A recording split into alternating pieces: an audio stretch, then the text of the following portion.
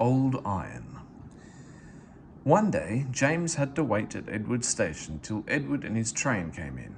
This made him cross. "Late again," he shouted. Edward only laughed and James fumed away. "Edward is impossible," he grumbled to the others. "He clanks about like a lot of old iron and he is so slow he makes us wait." Thomas and Percy were indignant. "Old iron?" they snorted. "Slow? Why, Edward could beat you in a race any day." "Really," said James huffily, "I should like to see him do it." One day James' driver did not feel well when he came to work. "I'll manage," he said, but when they reached the top of Gordon's Hill he could hardly stand. The fireman drove the train to the next station. He spoke to the signalman, put the trucks in a siding and uncoupled James ready for shunting.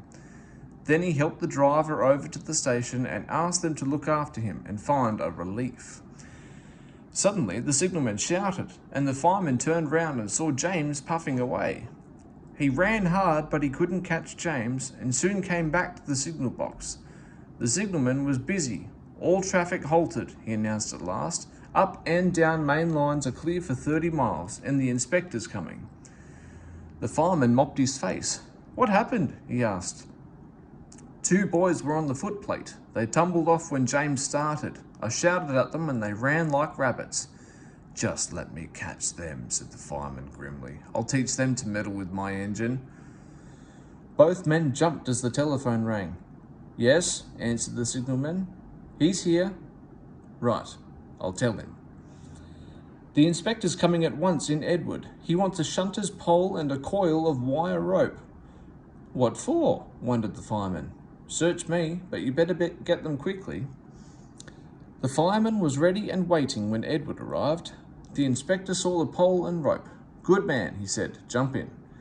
We'll catch him," puffed Edward, crossing to the up line in pursuit. James was laughing as he left the yard.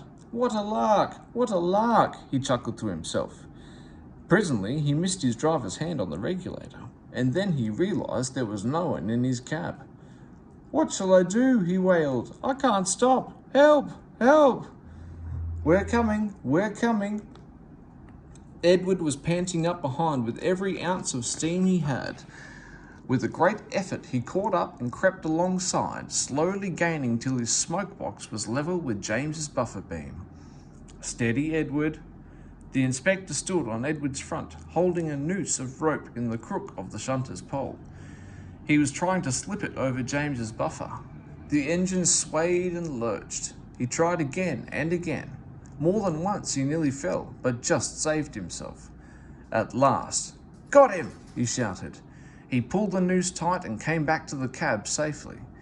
Gently braking so as not to snap the rope, Edward's driver checked the engine's speed and James' fireman scrambled across and took control. The engines puffed back side by side.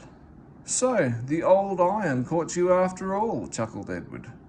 "I'm sorry," whispered James. "Thank you for saving me." "That's all right. You were splendid, Edward." The Fat Controller was waiting and thanking the men warmly. "A fine piece of work," he said. "James, you can rest and then take your train. I'm proud of you, Edward. You shall go to the works and have your worn parts mended." "Oh, thank you, sir," said Edward happily. "It'll be lovely not to clank." The two naughty boys were soon caught by the police and their fathers walloped them soundly. They were also forbidden to watch trains till they could be trusted. James' driver soon got well in hospital and is now back at work.